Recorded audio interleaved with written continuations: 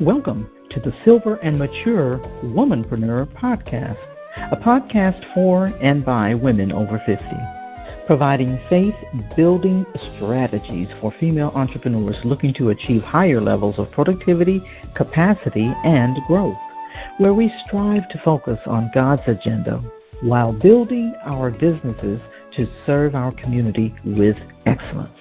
Welcome to the podcast.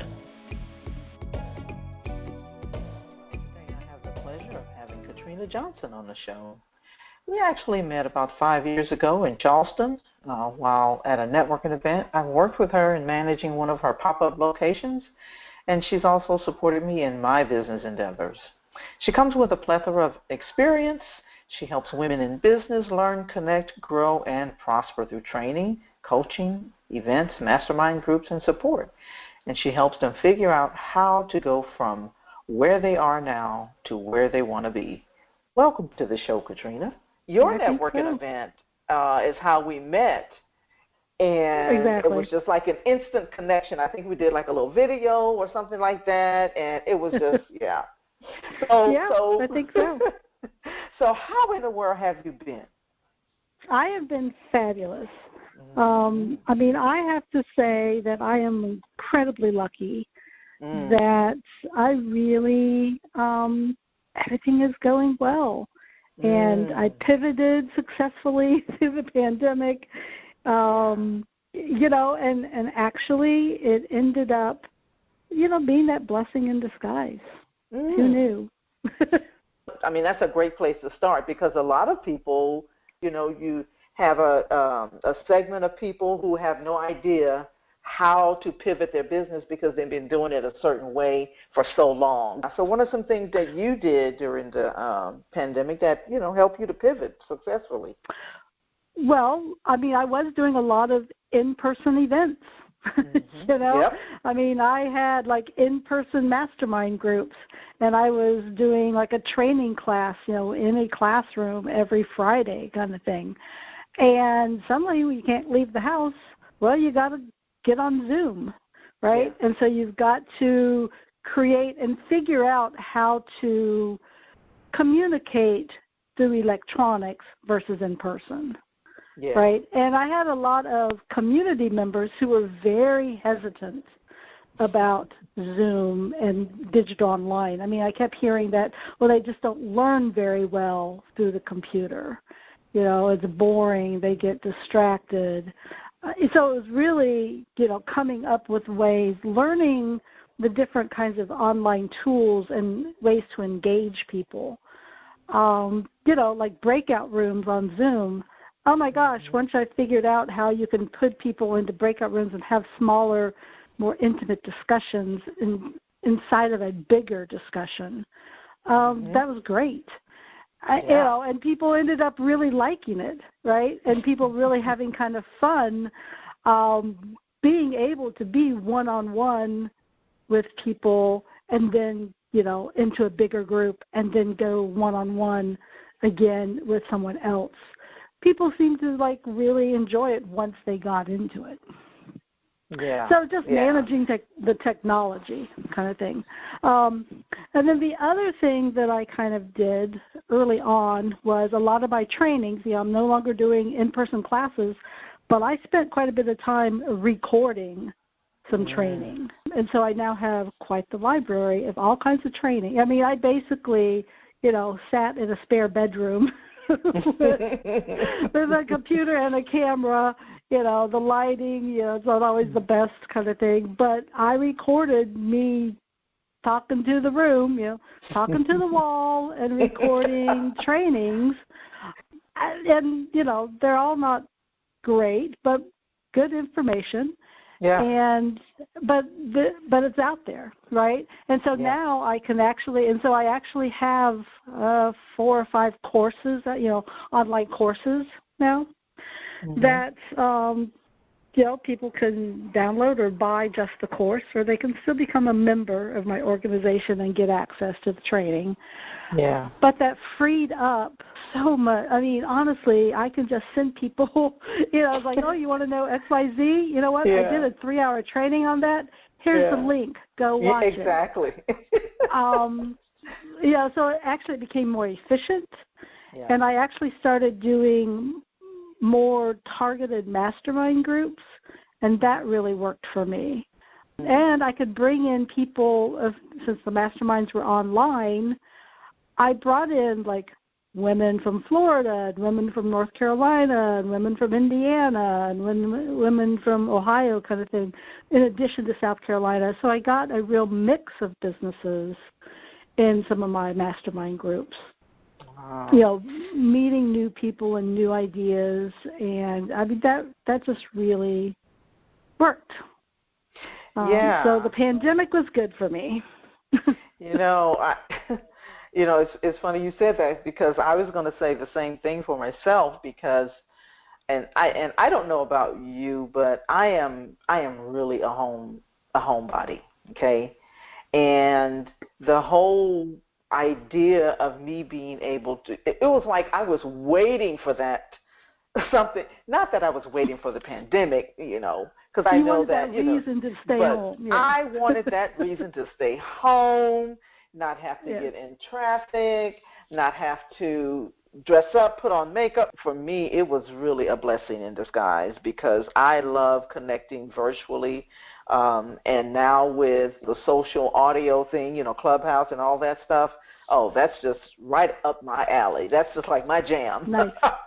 Very good, very good. Yeah. The other thing that I did that I'm like going, who knew? We got stimulus checks, right? Remember those things? You got those stimulus money? Mm-hmm. I didn't need it to live on, right? Because I still had business coming in and that kind of thing. Yeah, that's the great thing about the membership model. You get some money every month. Right. But that stimulus money came in, and I used it to make improvements on my house. And one of the improvements was working on my office. I now love my home office. Before the pandemic, I didn't really spend as much time in the office because I was out meeting people. Yeah. I was out, I was meeting someone for lunch every day, and I was, going here, going there, networking, whatever. Sitting here in my office, so my office was kind of neglected. I spent some of the stimulus money to really cozy up my office, and I love my office now. Wow. and so it was kind of, but if I hadn't had the stimulus money, I would have never spent, not that I invested that much, but I invested in my office, right? A bookshelf that it's funky, and I absolutely just love it. It fits exactly. It's like, that's like the perfect, it's like, it's the silly little things, right? It's like, that bookshelf is perfect. The dog bed, because my dog, hangs out with me. It's like, the dog bed is perfect right there. And the chair, I rearranged everything. And it's like, this setup just flows for me, Yeah. And I whitewashed the walls, and they're gorgeous, and, It's like it's a pleasure to be at home. It's like it is. Because it's because that's where we spend most of our time if we're, working from home and we don't have, an office that we have to drive to or what have you.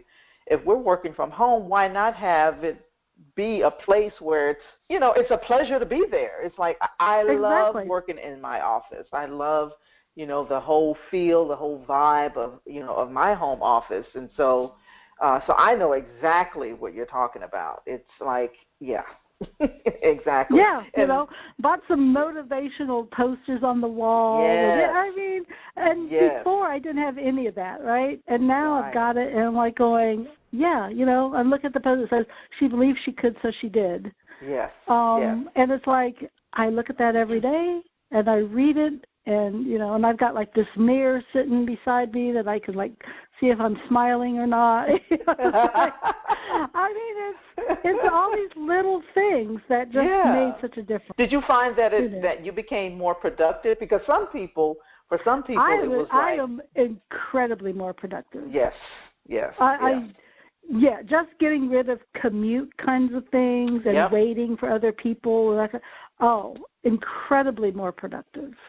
So, Katryna, let's talk about what you help your clients do. I know that you help women in business to learn and connect and grow and prosper through training. So, let's kind of dive in a little bit into what exactly you help your clients do. Okay. Well, I am all about foundation, right? I'm all about, do you have a good foundation to grow on and to scale? So I go back to the basics, right? What entity? Are you registered with the state? Do you have your EIN? Do you have a business banking account? And do you understand how to manage business expenses versus personal expenses and not mix them, right? Some of my background, I was a bankruptcy attorney and had to deal with a lot of people's taxes. So I really try to make sure my entrepreneurs understand taxes and keeping track of expenses and making sure that the business is paying for itself. You don't know how frustrated I get with people. I'm not going to quit self-funding, right? Make the business pay for itself. Find a way to make money in the business, right? I mean, the first thing I say to them, I just had this conversation with someone yesterday who's coming on board as a client. I'm like one of the first things we're going to do is we need to get you making money. You need to make sales. Yes, we will do the foundational stuff. We will get your website. We will, set up an email service. We will get your Facebook page and your LinkedIn profile. We'll get all that stuff. But the very first thing I want her to do, and she's got 10 days to do it, is she needs to start calling people, email people, message people, and say, I'm starting to provide this service. Who do you know? Who can I talk to? And she has 10 days to come up with her first client. Because she has everything. It's just she doesn't have all the bells and whistles. But people will hire her for her service because none of her services are through her website, right? Her services are through her working with her client to get extra results.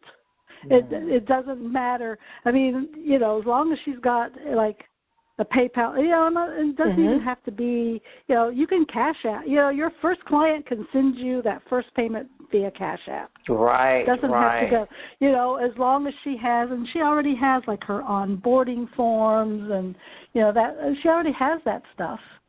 So it's like I want you to reach out, and we kind of worked on some approaches, some things to say to people. We weren't her initial offering, what her price, seriously, she was trying to tell me that, well, I think I'm going to charge 4 sessions for $100. And I'm like going, you have a master's degree and you've got 4 certifications. You're not going to do four sessions for $100. You're not. You're not. Yeah. Because I don't know who you would attract with that, but not the people you want to attract. She's going out. She's going out with her initial offer is 4 sessions for $750.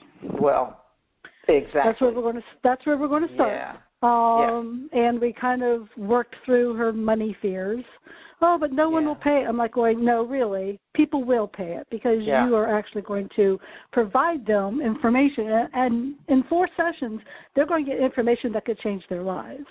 Yeah. Right? It's like if they can't invest $750 to change their life, then they're probably not going to be your client. You hit on so many points just right there. Like one of the things that the things that I heard was this is someone that doesn't value their services. They don't value what they bring to the marketplace. It sounds like they're very unclear of what because she actually knows that she has really good information. And she's done the certifications. She knows her stuff. She just doesn't know how the marketplace is going to value it. If you don't tell the marketplace, then they won't. She said, you got to tell them. This is what it's worth, and this is why. But it still boils down to how do you value what you bring to the marketplace, because some people, they have a lot, they have degrees, they have gone through, certifications, they have, 20, 30 years of experience or what have you, but yet they, a lot of times you find that when people are entering into the marketplace, it's like we think that people won't pay for our services. And so, you said that in so many words. That was kind of one of the challenges that was like a mindset shift that has to happen, that you're obviously helping someone with, and so helping your clients with when they come to you.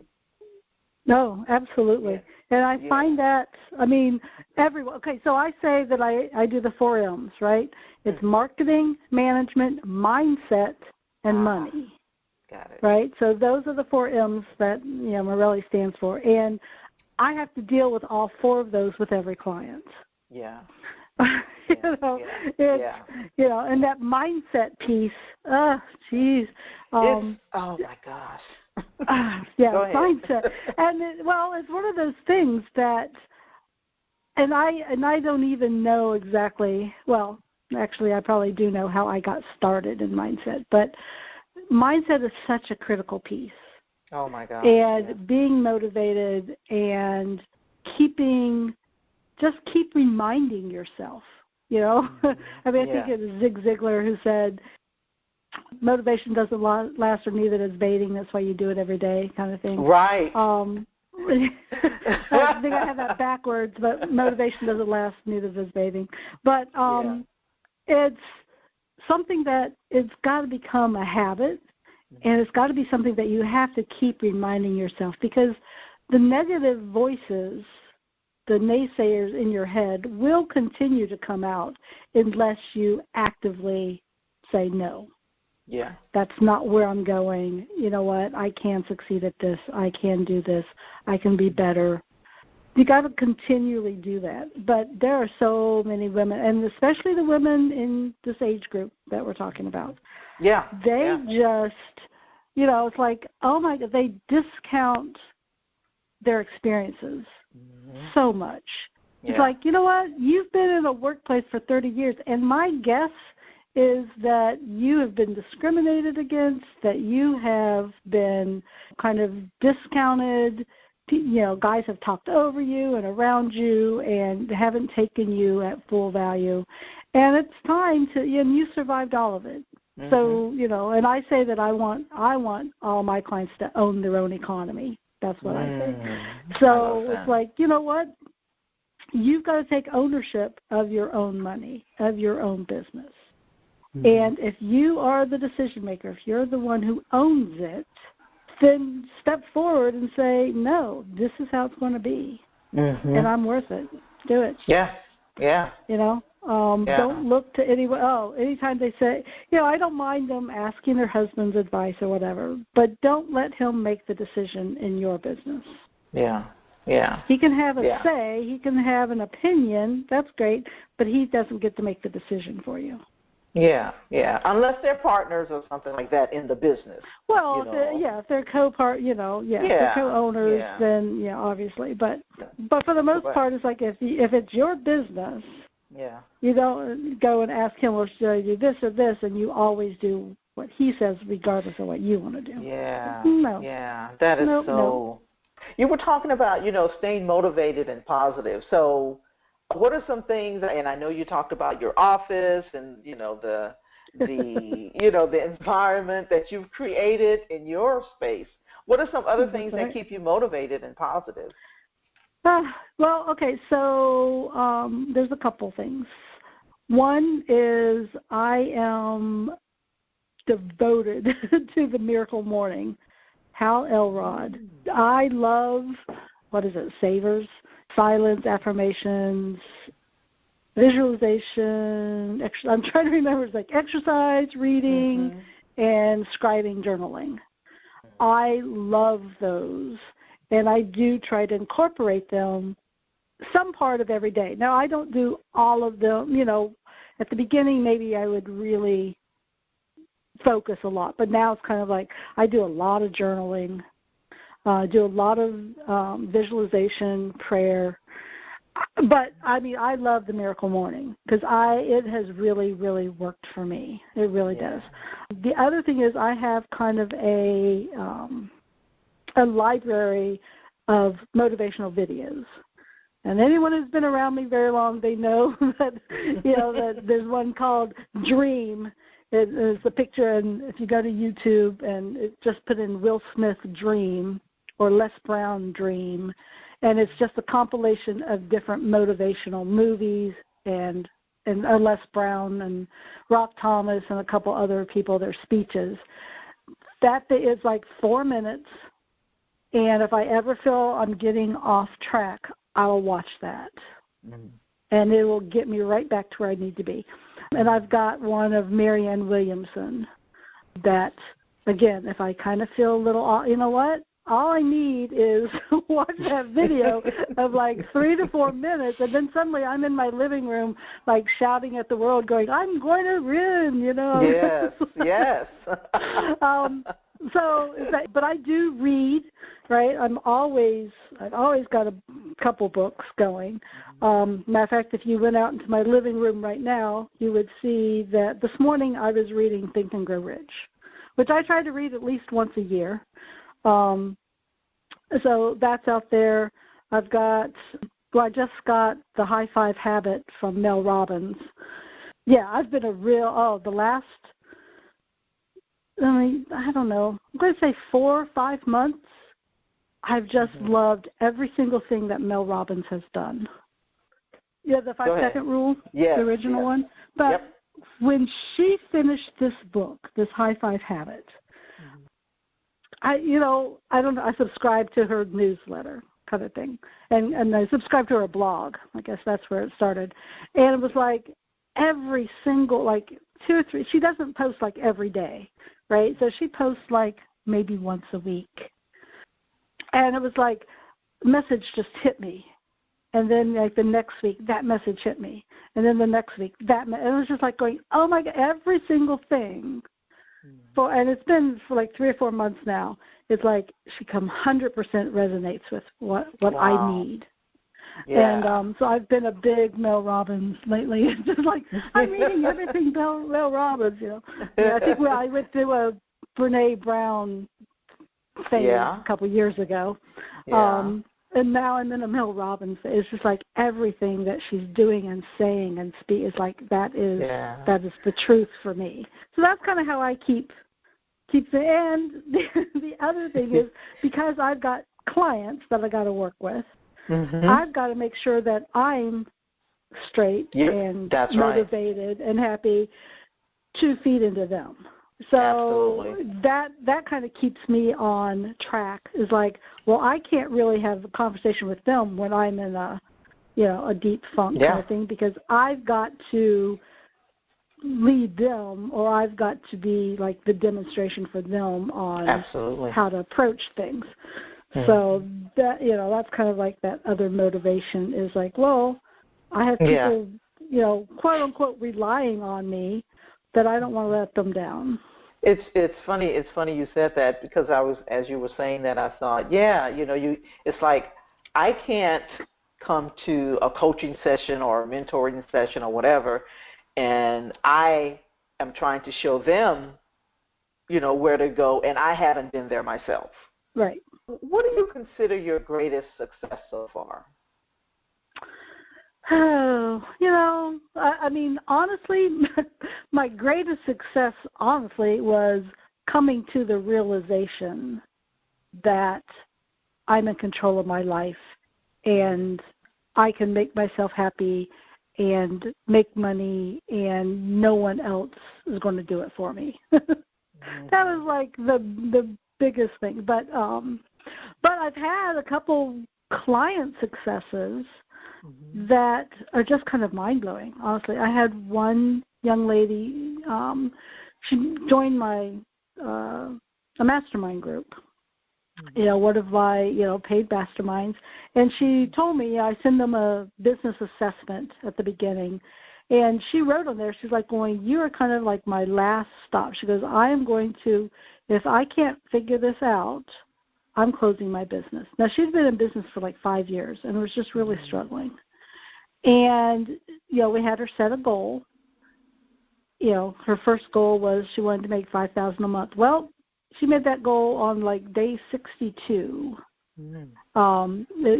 which was basically her second month in the mastermind. She hit her 5,000. And then she said her goal was, she really wanted to quit her job. She had kind of a part-time on-call job, JOB, and she's like I really want to do that, but I've got to have consistent money, right? I have to make sure that I feel that it's going to work every month. And you know what? And then like the next month she made $7,000, and the next month she made, maybe dropped down a little bit, like 62. And then, but we did 6 months in a row over 5, and then she was like knocking on the door to 10,000. And then like in month 6, 7, she went over 10, was like close to 12. Wow. And then she pretty much was, she's like going, Trina, I can do this. I know how to do this. I've got clients. I mean, she was selling out every single month, and meeting and exceeding, and she was like becoming in demand, right? People were actually reaching out to her without her even really doing much, right? Because she created the buzz and she did the right things, and she was talking now suddenly to the right people, right pricing. I mean, one of the first things we did was change her pricing. And seriously, it was like, I'm like this mother hen. I was like so freaking proud of her. And when she said, she's like, talk to my husband and I'm putting in my notice, I'm quitting my job. Honestly, it was like, I don't know which of us were like happier. Because it was just such a great journey to watch. Every week, she'd come to the mastermind, and because at the end of every mastermind, you got to-dos, right? I mean, this is what you got to do this week, blah blah blah blah blah. And she would come back, and I did this and did this. Oh, and I got to do this and whatever. And so the other people in the mastermind were like going, well, we don't want to feel like with a slacker. So they all, I mean, seriously, that's what one of them said. They're like going, so they actually started pushing a little harder and doing a little bit more. And that first mastermind group, of all 6 ladies hit their goals. Wow. Every single one of them, and by a lot. Wow. So it was like, yes, this model works. And when you get 1 or 2 that can be on fire, then they just pull everyone else with them. I mean, I'm sure you were just like over the moon, and that's probably an understatement. Well, and it's so exciting, right? Yeah. Just to see them blooming and blossoming and getting results. Right? Yeah. I mean, that's the whole thing, right? I mean, when you're a coach or, mastermind leader, facilitator kind of thing, you want them to get results. And that first group just had some amazing results. Now, I know you've been doing masterminds for a while, because you were, doing them, of course, when I was there. How long have you been doing masterminds? Well, 6 years. Wow. 6 years. Wow. So, so my Tuesday night group, I mean, and it changes, right? I mean, people flow in, flow out, whatever. But that's been going for 6 years. Wow. Yeah, but now I'm doing like intensive masterminds for, it's only for 6 months. And then they can move but it's a real intensive, it's a 90-day intensive with 90 days of maintenance. So what are some things that you see, or maybe some common mistakes that you see that entrepreneurs make? And, you kind of shared a few mindset things, when we first started talking. What are some other things that you see, some common mistakes that entrepreneurs make? Well, I mean, probably the first one is underpricing. Okay. That one's huge. The other thing is having the idea that everything has to be done before you start. Oh my gosh, yes. That you've got to have the website, and you've got to have your all your social media, and you've got to have 20 posts, and you have to have at least 2,000 followers, before you actually start. Yeah. that just, I'm like going, no, you know what? I mean, the IRS says you're in business when you make your first sale. Mm-hmm. It is not, you're not in business when you create your Facebook page. That's not being in business, okay? That's right? funny. I mean, you know, yeah. But so they want to do all this prep work, and some prep work, absolutely. I mean, you really should go through the business planning process and get an idea of how the business works. Absolutely, you know, but don't spend so much time on that you don't actually launch. You don't actually, you know, I mean, you got to sell something. You've got to talk to someone, because that's what business is.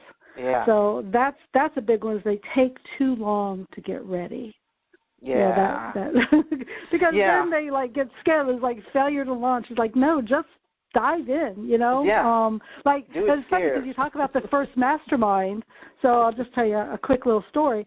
So my very first mastermind, right? I'm going to do it. And I had rented a room at a restaurant downtown kind of thing, and I go to my first mastermind, and I sat there all by myself for 90 minutes. No one showed up.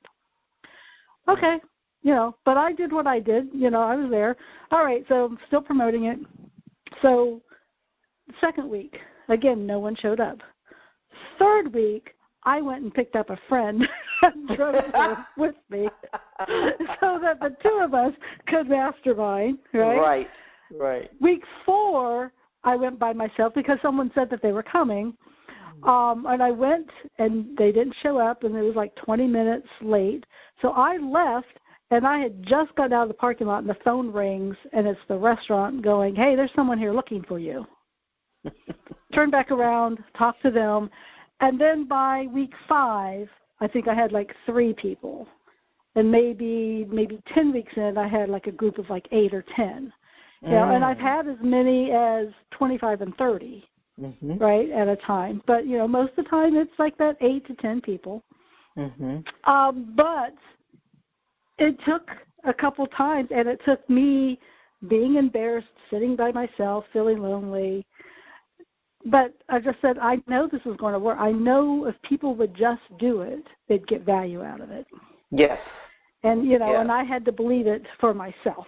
And I think that's something that I really want people to know is you've got to believe in it for yourself.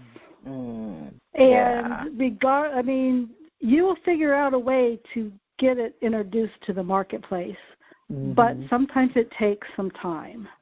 Yeah. And success, especially in business, is not instantaneous. You are not going to do one Facebook post, hey, I'm open for business, and everything's going to go. Right? I mean, it takes some time, and it takes some effort, and it takes consistency.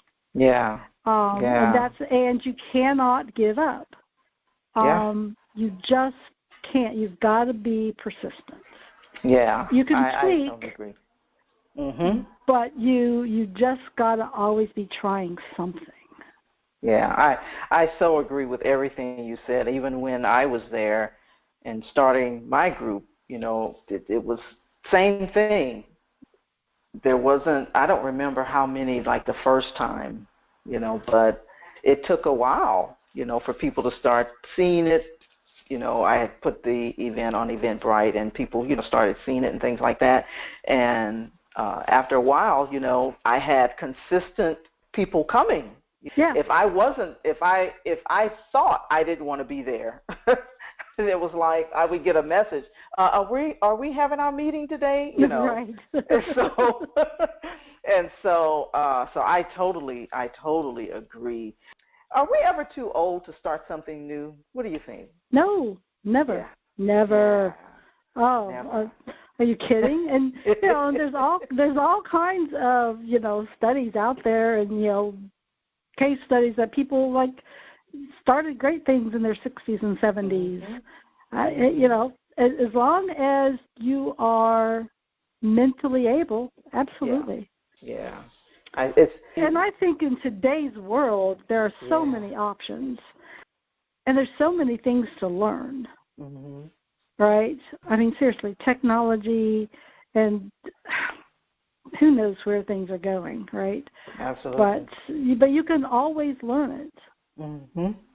You I can. agree. But no, I don't think there's any age limit at all. I totally agree. So what are some exciting things you have coming up in your business that you want to share that's exciting? You want to share with those that's listening. Okay, so I have like two All exciting. right. I mean, I have a lot of exciting, but I've got two particularly exciting. Okay, so one, I have what I call like a signature workshop called Niche Creation Intensive.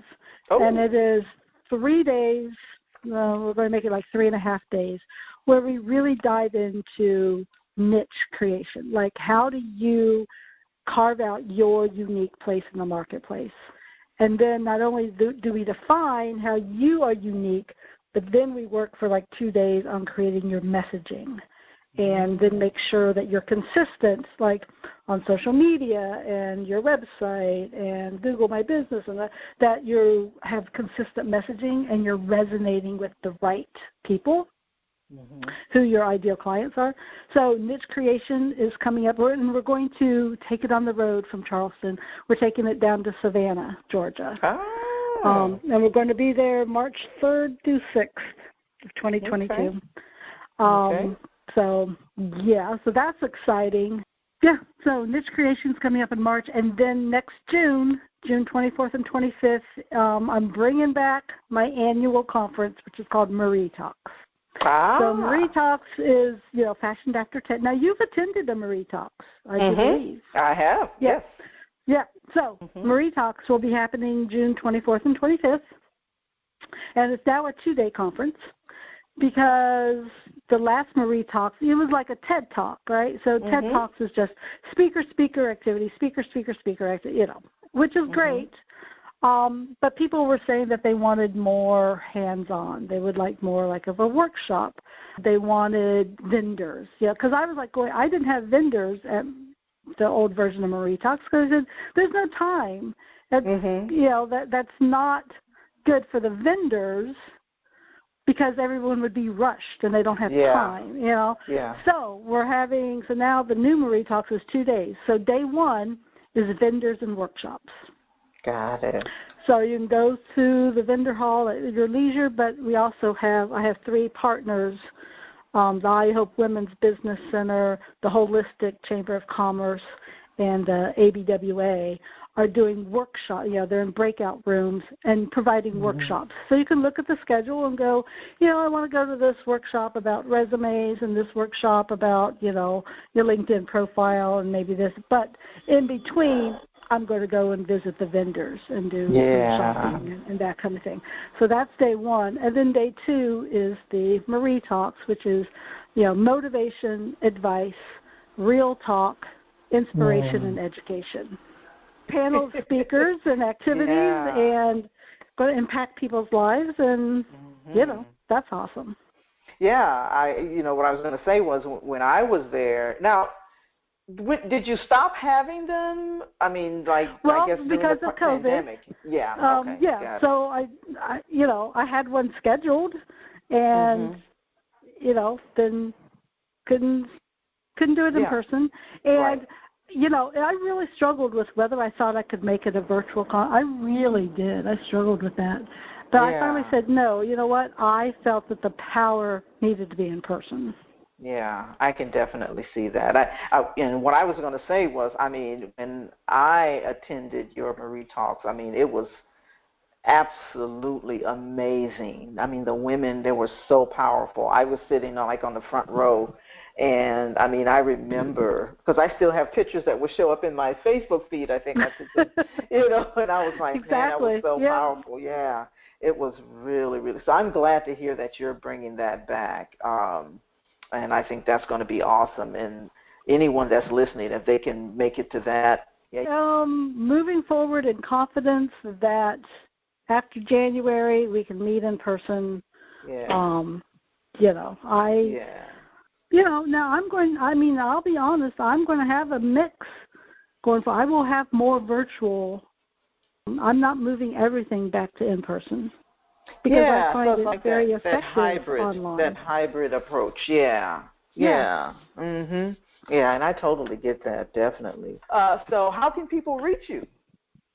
Well, let's see. How can they reach you? Well, you can find me on Facebook, LinkedIn, Instagram. Actually, the best way is probably email. Okay. And it's Trina, Trina, at Mirelli ETC. So that's MIRELLIETC.com. Got it. All of that information in the show notes so that people can reach you. Definitely include all of your links. Direct through email is actually probably the best. That's the best. Okay. All right. Well, we will put that. But if they want to connect with you, things like that, then we'll definitely. Yeah, they can find me on Facebook or LinkedIn. I'm there. Mm-hmm. Oh, yeah. And just say, hey, I heard you on the podcast. So I'm like going, yes. That's right. And definitely you have a Facebook group and all of that. So we'll definitely have that information. Last thoughts, comments, what have you? Probably last thought is just believe in yourself and do what you want to do. Yeah. I love it. Do what makes you happy. Yeah. And you know what? The world will adjust. They will adjust. I love it all. Katryna, thank you so much for joining me on the show. I will definitely have to have you back. There were so many things that I wanted to cover, and I was like, man, I think I'm going to have to wait until next time. So I want to have you back, on the show so that we can just continue this conversation.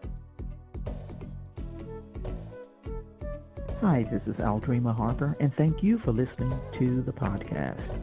I hope you got value for where you are in your entrepreneurial endeavor. And if you'd like to know more about how I can further serve you, simply go to CoachDreama.com. Again, that's CoachDreama.com. I look forward to hearing from you. Have an amazing day.